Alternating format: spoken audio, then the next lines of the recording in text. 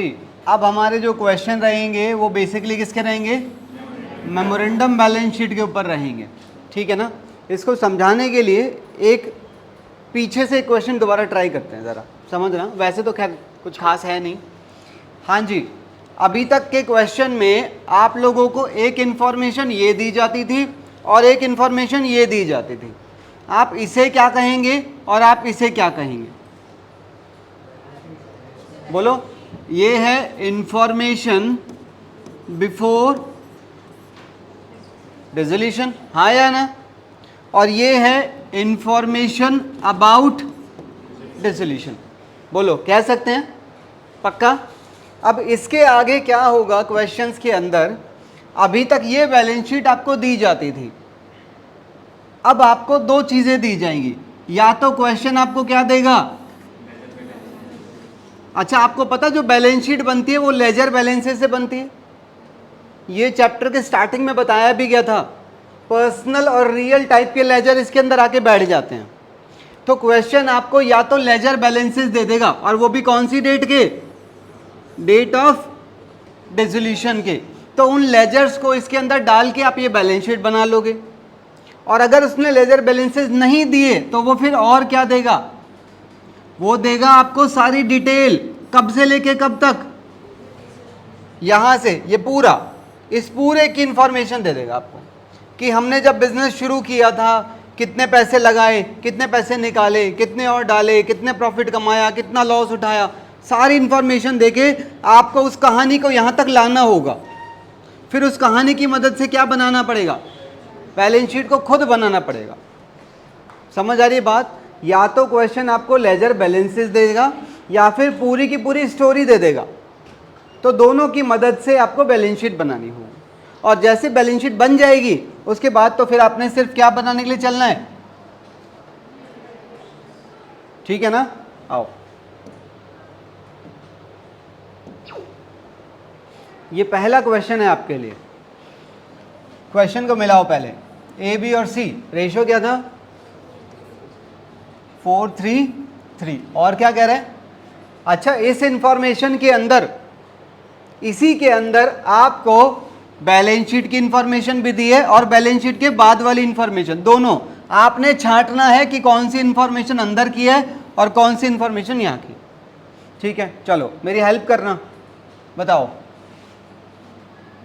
Partners थे, ratio था 4:3:3 और उन्होंने अपना बिजनेस बंद करने का डिसीजन लिया है। और at the date of dissolution क्या कह रहा है?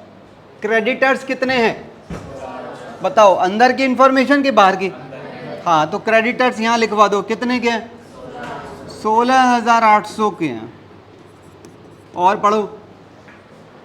And in the course of dissolution, कह रहा है जब हम अपना बिजनेस बंद कर रहे थे तब की बात कर रहा है, एक कॉन्टेंजेंट लायबिलिटी थी, कितने की? 3,500 की, not brought into the accounts. कह रहा है वो हमारे अकाउंट्स के अंदर नहीं थी, पर कह रहा है वो मैच्योर हो गई है और उसके पैसे भी देने हैं। इंफॉर्मेशन अंदर की है कि बाहर की है? तो इसे यहां लिख देते हैं, this is a contingent liability, कितने की? 3500 की। भाई पार्टिसिपेट करोगे तो बढ़िया रहेगा तुम्हारे लिए। अगला, उनके कैपिटल्स अकाउंट कितने थे? 12, 10 और 8, अंदर के बाहर? हाँ, तो लिखवाओ इसे, ए की कैपिटल, बी की कैपिटल और सी की कैपिटल, तीनों आ गए। आगे चलो। B had lent to the firm in addition to capital, कह रहा है बी ने कैपिटल के अलावा 13,200 का लोन फर्म को दे रखा था। तो फर्म ने तो लोन ले रखा था, बताओ कहाँ लिखूं?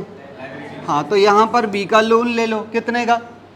13,200 का। और एसेट्स रियलाइज्ड, एसेट से इतना पैसा मिला है, ये बाहर की इंफॉर्मेशन है। एसेट्स रियलाइज्ड कितना? 45,600। तो आपने सारी इंफॉर्मेशन को कर दिया प्लेस।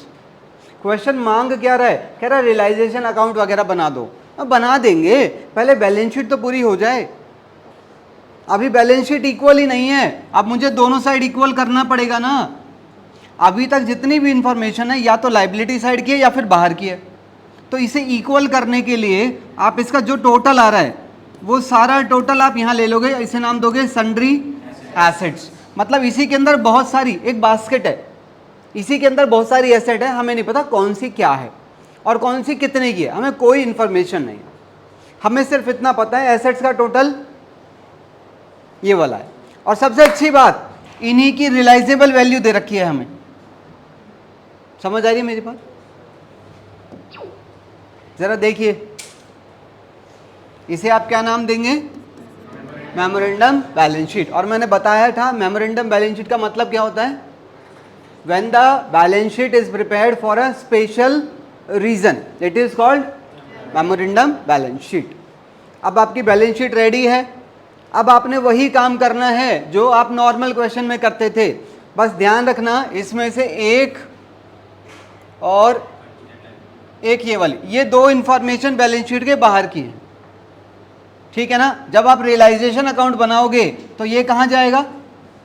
रियलाइजेशन अकाउंट के डेबिट साइड पर, और यहाँ से खाली क्रेडिटर्स। अच्छा, ये बी के लोन अकाउंट में चला जाएगा अलग, और ये तीनों कैपिटल अकाउंट के अंदर चले जाएंगे। आई थिंक कोई समस्या होनी नहीं चाहिए। पूरा करें? पूरा करना है? चलिए ज़रा, सन्ड्री एसेट्स कितने की हैं? 60,000 की। क्रेडिटर्स भाई 2 और वाई लगा लेना, 16,800 के। और यहाँ पर बी का लोन कितना है? 13,200, ठीक है। कैपिटल्स का बैलेंस कितना है? 12, 10 और 8, ठीक है। अच्छा, हमें अभी इसकी कोई खबर नहीं है, ठीक है ना। सारी चीज़ें पहुंच गई। अगली इंफॉर्मेशन बताओ। अच्छा, ध्यान रखना, ये दोनों पॉइंट यहाँ के हैं। सबसे पहला काम तुम्हें पता है एसेट्स को बेचना। एसेट्स को बेचते हो तो इसमें लिखते हो टू रियलाइजेशन, और इसमें लिखते हो बाय बैंक। कितने में बेची हैं ये? 45,670। तो 45,670 एसेट का काम खत्म। अगला काम लायबिलिटीज़ को पे करना। अब जितनी भी एसेट थी सारी कैश में बिक गई, पार्टनर वाला कोई सीन बचा ही नहीं यहाँ पर, ठीक है। लायबिलिटीज़ को पे करो टू बैंक, तो इसमें लिखेंगे टू बैंक और इसमें लिखेंगे बाय रियलाइजेशन। तो इसके अंदर दो लायबिलिटीज़ हैं।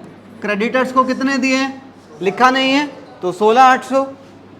और एक कॉन्टिजेंट लायबिलिटी थी 3500 की, इसे भी पे कर दो। इसका टोटल यहाँ आ जाएगा, इसका टोटल यहाँ आ जाएगा।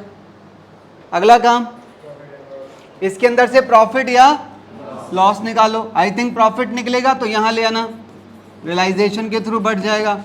उसके बाद बी का लोन भी है और बी की कैपिटल। आई थिंक देख रहे हैं आप, दोनों का बैलेंस क्रेडिट है, तो पहले किसे पैसे दोगे?